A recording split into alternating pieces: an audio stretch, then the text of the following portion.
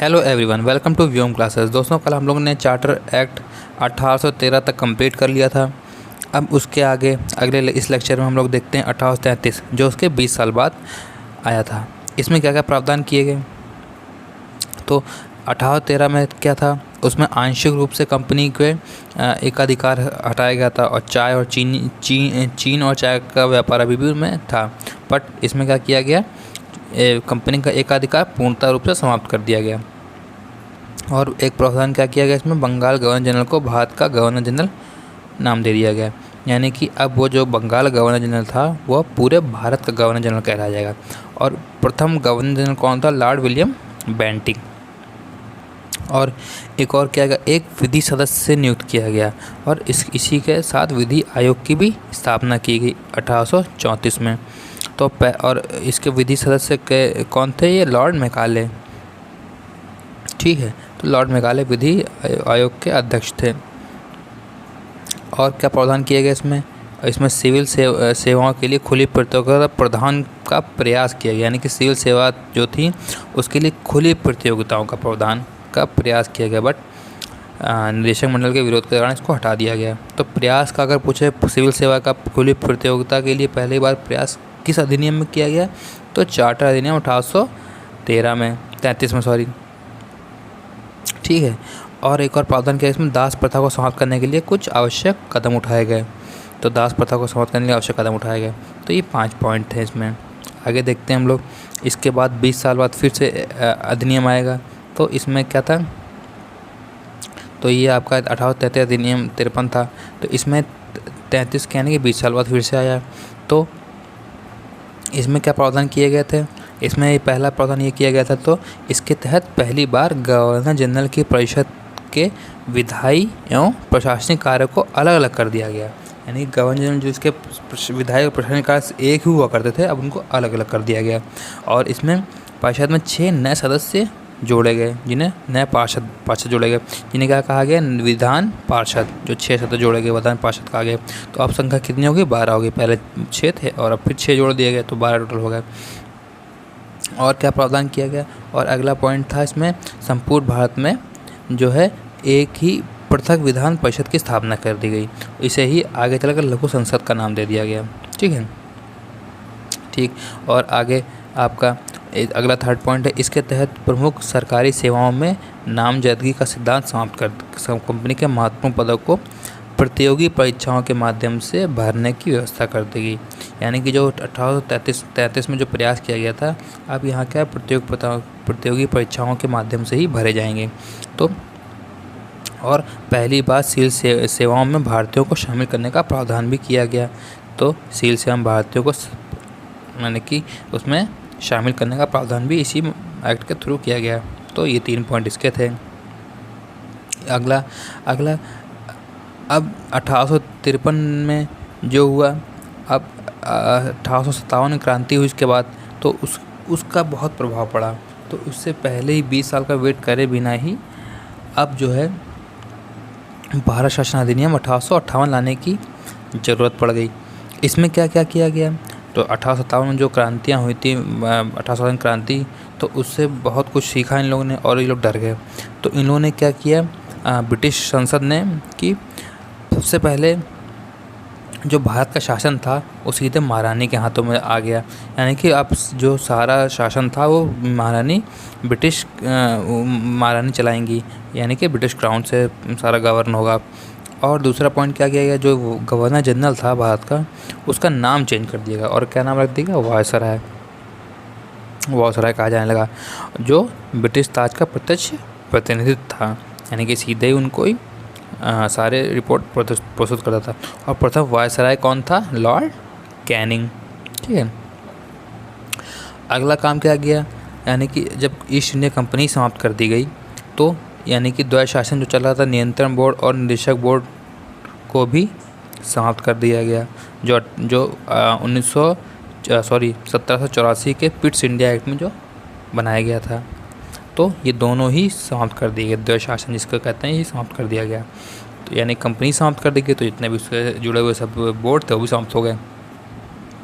और एक नया पद सृजित किया गया भारत के राज्य सचिव का। ये क्या हुआ करता था, ये सीधे ही ब्रिटिश कैबिनेट का सदस्य होता था, ब्रिटिश संसद का उनका सीधे सदस्य हुआ करता था। और यह जो है वायसराय से उच्च पद पर होता था, यानी कि सचिव उसके नीचे वायसराय काम करते थे। तो ये नया पद जोड़ा गया और सीधे ब्रिटिश संसद के प्रति उत्तरदायी हुआ करते थे। इसकी सहायता के लिए 15 सदस्यीय परिषद बनाई गई, यानी कि इसकी सहायता के लिए कितने लोग हैं, 15 सदस्य होंगे। तो ये 4 पॉइंट इसके थे, देख लीजिए। ठीक, अब इसके बाद 1861 का जो भारत परिषद अधिनियम आया, इसमें ये एक टर्निंग पॉइंट था भारत के दृष्टिकोण से। क्यों? क्योंकि इसमें संवैधानिक इतिहास जो है भारत का, इसे एक महत्वपूर्ण घटना के रूप में देखा जाए, क्योंकि इसके द्वारा भारत सरकार के मंत्रिमंडलीय व्यवस्था की नींव रखी गई थी। यानी कि इसमें पहली बार इस कानून के द्वारा बना प्रक्रिया में भारतीय प्रतिनिधित्व को शामिल करने की शुरुआत हुई। जो कानून बनाए जाने की उसमें प्रक्रिया थी, जो भारत के लोगों के लिए बनती थी, अब उसमें भारत का भी प्रतिनिधित्व होगा, यानी कि भारत के लोग भी अपने लिए कानून बनाने में उसमें सहभागिता कर सकते हैं। तो यानी कि एक तरीके से भारत के लोग को भी मंत्रिमंडल में शामिल करने का पहला प्रयास था ये। तो ये इसलिए एक अच्छा अधिनियम भारत के दृष्टिकोण से माना जाता है, यानी कि विधान परिषद में भारत का एक स्थानीय प्रतिनिधित्व होने लगेगा। ठीक है, तो इसके बाद वायसराय को विशेषाधिकार दिया, यानी कि आपातकाल स्थिति में वह अध्यादेश जारी कर सकता है। यानी कि एक अध्यादेश जारी करने का शक्ति जो पहली बार आई थी, जो इस हम लोग के गवर्नर के पास होती है, और तो वो कहाँ से आई थी, यानी कि अध्यादेश जारी करने की शक्ति जो है ये इसी एक्ट के थ्रू आई थी। और यानी कि अब वायसराय की शक्ति थोड़ी बढ़ा दी गई थी, यानी कि वह अध्यादेश जारी कर सकता था। अगला पॉइंट क्या था, लॉर्ड कैनिंग ने पहली बार भारतीय शासन को संभागीय प्रणाली की शुरुआत करी, यानी कैनिंग ने क्या पोर्टफोलियो सिस्टम चालू किया। यानी कि पोर्टफोलियो क्या होता है, जो मंत्रालय नियुक्त किया होता है, इस समय क्या बोलते हैं हम लोग, मंत्रिमंडल बोलते हैं इसको। तो ये प्रणाली पहली बार कब चालू की गई, इसी 1861 के एक्ट के थ्रू। तो ये पॉइंट हो गया। अगला पॉइंट क्या था, बम्बई और मद्रास प्रेसिडेंसियों को कानून बनाने की शक्ति वापस दे दी गई, यानी कि अब वो लोग अपना कानून फिर से खुद बना सकते हैं, यानी कि विकेंद्रीकरण की प्रक्रिया चालू कर दी गई। पहले इनसे सारी शक्ति छीन ली गई थी कि ये लोग अपने लिए कानून नहीं बना सकते हैं, बट अब क्या हुआ, बम्बई और मद्रास को फिर से ही उन्हें अपनी शक्ति दे दी गई कि वो अपने लिए कानून बना सकते हैं। एक ये अच्छा काम किया गया। और क्या काम किया गया, विधान परिषद में न्यूनतम 6 व अधिकतम 12 अतिरिक्त मनोनीत सदस्यों का प्रावधान किया गया, यानी कि अब 6 और या अधिकतम 12 सदस्य मनोनीत कर सकते हैं विधान परिषद में। और इसी के थ्रू लॉर्ड कैनिंग ने 1862 में 3 भारतीय को मनोनीत किया, यानी पहले क्या थे, बनारस के राजा, दूसरे पटियाला के राजा और तीसरे सर दिनकर राव को विधान परिषद में मनोनीत किया गया। लास्ट में लाइन ब्लैक वन से लिखी हुई है, तो इनको मनोनीत किया गया लॉर्ड कैनिंग द्वारा।